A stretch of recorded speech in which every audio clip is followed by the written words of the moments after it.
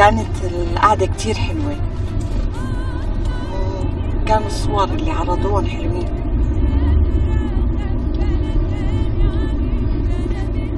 ما شخرت ما؟ لا ابدا. شخرت بصوت عالي؟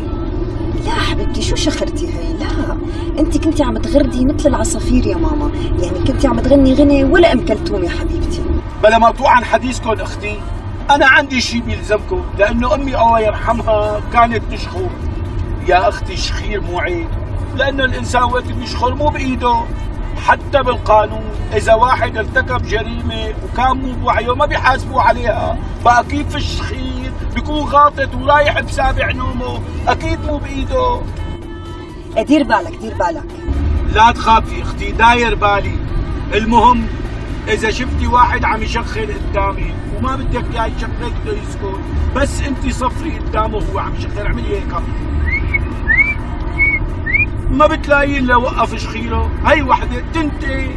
بنصحك كمان تجيبي له بعد ما في كاسه توت شامي، بتلاقيه ما عاد شخر ابنه.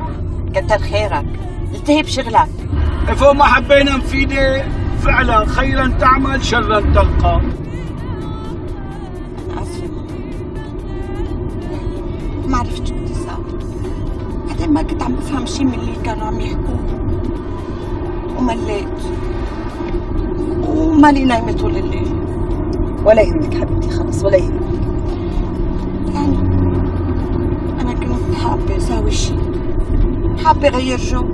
ماما شوفي جيمي بلكي بيساعدك، يعني هو ما عنده شيء واكيد بيعرف شغلات بتسلي كتير. خلي مثلا ياخدك على المسرحيات الكوميديه، مو انت بتحبيها؟ لا انا ما رح اتسلى مع جيمي، انا رح دير بالي عليه ورح ضل وراه لحتى ياخذ البكالوريا ويجيب معدل كمان، وبتشوفي